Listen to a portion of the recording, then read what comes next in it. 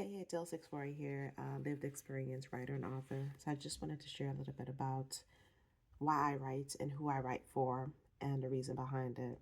So I am a woman who's always on a healing journey. I'm a woman who's always deeply self-reflective and always trying to figure out who I am, who I want to become. I started writing in 2013, if not way before that. I felt like writing was a great outlet for me to heal. It was therapeutic. And when I read my words back to myself, I received a lot of aha moments and I was able to reflect on what I wrote and what I was expressing. Writing for me is also a way to um, transfer the energy of my thoughts and my emotions onto paper and releasing it from myself. It's therapeutic in that way. I am a writer who is a voice for the voiceless, specifically for women who have been through some things and still going through some things. And I encourage them to use writing as a tool, a therapeutic healing tool to help them. Um, I do a lot of guided writing for women, women who have lost babies through miscarriage, stillborn, things like that. Women who are still battling with mother wounds and father wounds, and they are having a hard time letting go of expectations of themselves because their parents put so much expectations on them growing up, specifically older daughters. I'm an older daughter. Everything I write about is based on the things that I've experienced, the things that I'm still experiencing.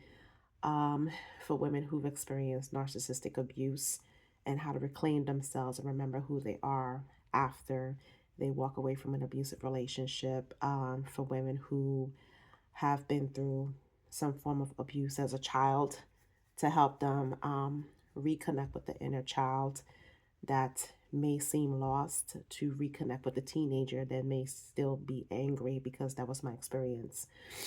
Um, Women who are having a hard time feeling like they need to fit in as opposed to stand out. Women who feel like they're burdened, they don't feel like they're enough. Women who have silenced themselves over the course of the years to keep the peace. Women who have been through marriages and divorces and feel like they're a failure because they've been through these divorces. I've been married and divorced 3 times. Elizabeth Taylor was married and divorced 8 times. Let's not even think about Jennifer Lopez. Women who are setting these high expectations of themselves and beating themselves up constantly in their mindset. Women who have experienced hypochondria. I'm a recovering hypochondriac. Women who have experienced hysterectomies and they're still traumatized from the experience instead of looking at it as you are still a woman, and that doesn't take away your womanhood if you had a hysterectomy. I had a partial.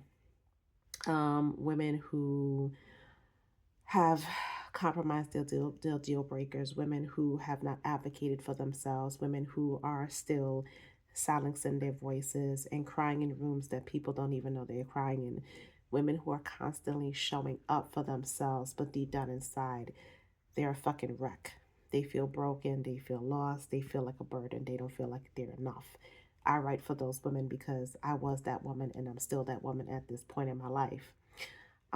Still healing and still navigating through the person and the woman I'm still becoming, because healing isn't linear. There's so many different layers to healing. And so through guided writing and offering writing prompts and healing through guided writing, I'm able to help women find out who they want to be, who they want to create, who they want to become, how to release themselves from this prison that they're in due to trauma, abuse, or whatever it is they may have experienced. Because ultimately, for me, is showing up and showing out and sharing. And I share because it's therapeutic and healing for me. And I share because, again, I feel like I can be the voice of the voiceless, the women who were told, be quiet, women that were um, seen but not heard when they were a child, or women who tried to express themselves to their parents or their partners, and they were shut down, they were dismissed, they were, their voice was not heard. Those women, and those are the women that I write for. Those are the women that I encourage to consistently utilize writing as a tool to amplify your voice and advocate for yourself because it's so important that you do so. Writing is such it's therapeutic, it's healing, it's a freedom in it. And when I speak my truth and I talk about what I talk about and I share my experiences in my stories and what I've been through in writing, it's a freedom that is so rewarding. It's a gift. It's liberating when you're able to express how you feel and which way you want to express it, your thoughts and your words and your emotions. It's a different type of level of freedom. And so, again, Dils Victoria, lived experience writer and author. I've authored um, 7, 8 books so far, and I'm doing the healing through guided writing experiences as well to help women heal, find clarity, and reconnect with themselves through writing inspired by lived experiences.